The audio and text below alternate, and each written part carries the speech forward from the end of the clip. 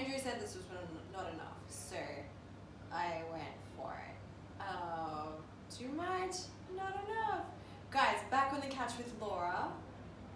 Lol jokes, you're here to work out. So get off your ass. This is what we're doing today. We are going from core, of course, then onto back of the legs, onto front of the legs, and then we are doing calves again today. So, yes, it's time to part with the couch.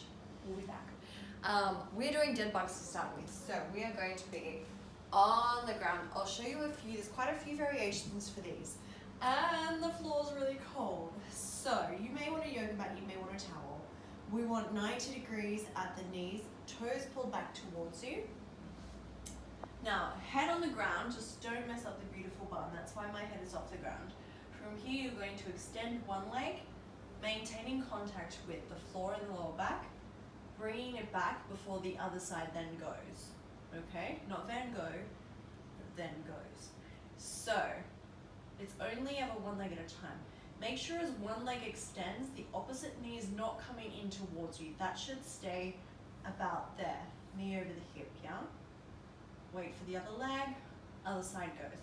Now, if you can maintain really good contact with the floor and not have any spaces appear, and you feel the core working, but you're like, ready for the next challenge, you can do this with your arms up, and you can even look to do opposite arm, opposite leg, which takes a little bit of thinking and coordination. Yeah? Don't worry so much about how far the arm and legs go. Worry more about the contraction of the core, because we really want that to be on. If that's not on, there's no point in doing this. Now, if that's a bit easy, add weight. So, what you can do is hold a plate, dumbbell or kettlebell up, nice straight arms. If you want more of a challenge, bring the dumbbell back slightly. It's going to challenge your core more, because now you've got that resistance. Keep the elbows straight, put the shoulders in the ground. So make sure you're not overextending. I don't want a space between your shoulder and the ground. I want the shoulders in the floor. Yeah? Elbows straight. And you shouldn't really be going any faster than that. Cool? What you can also do for this one is use a band. If you have a band with handles, even better. If not, you can anchor the band maybe in a doorway or over a balcony or something safe where it's not going to slingshot, and have some resistance in that band as you do the same movement. You also want to pull your hands away from each other. So there should be tension in this part of the band as well as this part of the band. Like so. And I'm a little too close because you really want the wrists over the shoulders for this one. So heaps of ways you can do this. Now, it's not uncommon to feel a little bit of tension through the hip and through the quad. So if you do feel this here and here, that's also normal. Make sure your core is braced, so we will make sure those muscles are working.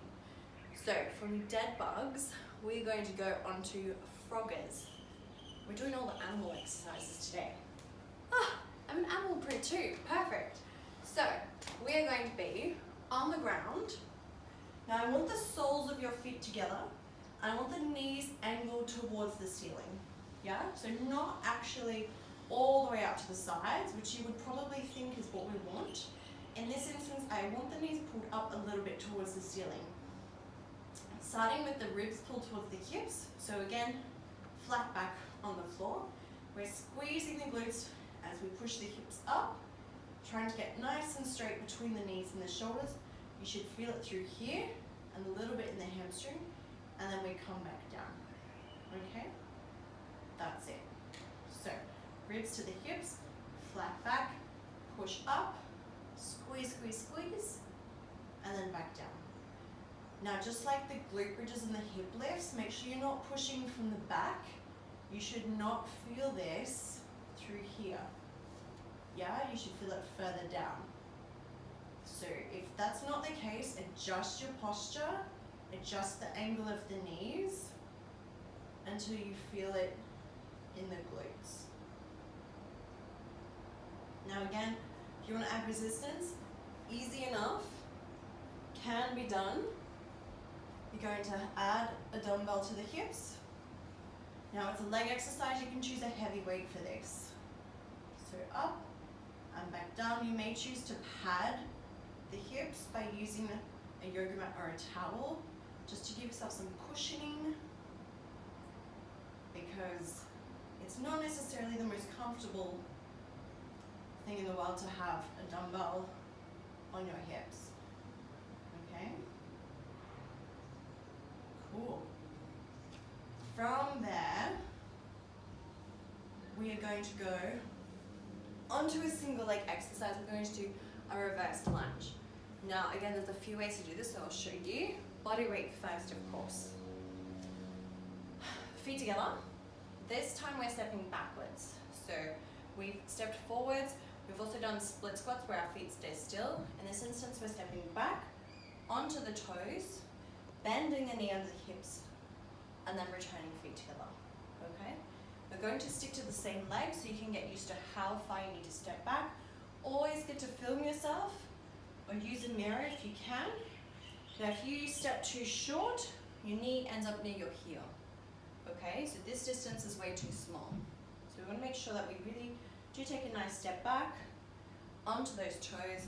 Pretend you've got an orange behind your back knee, you're squeezing the juice out of the orange, and then feet together again.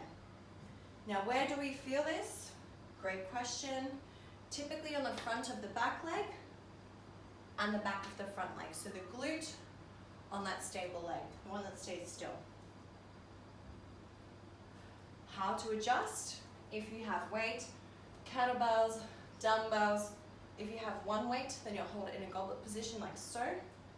As we step back, strong core to help you balance, and then together. Watch your hips, make sure this hip does not turn out. Yeah, we don't want this with the hips. Keep the hips forwards. And then together.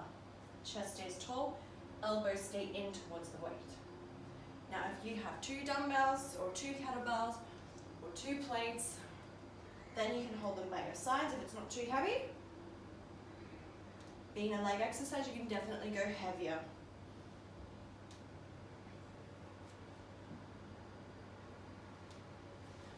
Now if you have a band, and if you can anchor that band, like I have here with a really heavy dumbbell, then that's going to be a great option. You're going to bring the band up just to the crease of the hip, and you're going to get some tension in the band.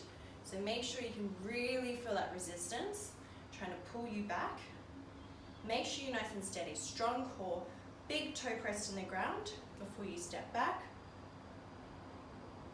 and then together. And you should really feel yourself squeezing that front glute as you pull yourself forwards. So glute on, hips forwards. That will give you a nice little burn.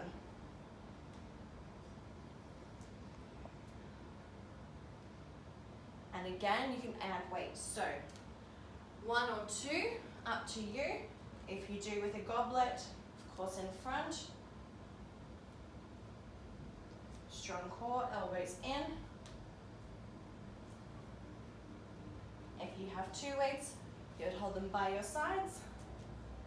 Same thing, get your balance first. And I'm starting to feel that now, so even with not a lot of weight and a lot of resistance, you can get a lot out of this exercise. Cool. Then of course you would change legs, which I've not done, so make sure you change legs. The last one, we're going into calves, guys. Something to hold on to keep you nice and stable and sturdy. So last time we did regular calf raises. This time we're going to try and go up with 2 legs, down with 1. So what I mean by that is we're going to go up with 2 legs, take one away, lower with 1, yeah? Back to 2, 2 to go up, 1 to go down, 2 up, 1 to go down. And I would stick to the same sides and then change. You're trying to come up as far into the toes as you can each time, keeping the legs straight before you lower yourself.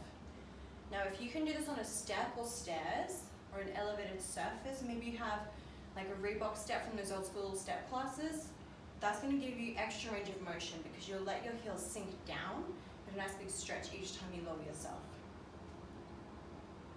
Now this one's a little bit hard to do with a band. If you know how to do this with a band, please let me know. I'm yet to find out a way to do it. You can do it with weight though. Plate, kettlebell, dumbbell on that outer hand, so keep the stabilizing hand next to that surface. Same. Whoop. Need a little bit more balance for this one. Down with 1, up with 2, down with 1. Yeah? Slow and steady. You're not rushing. And then of course you would change legs and do the other side. Cool guys. Then you're going to have of course 2-minute rest, grab a drink before you go back onto your dead bugs, that's the core one. Then onto the froggers with the feet together, the knees up, the reverse lunge, and then of course the calf raise.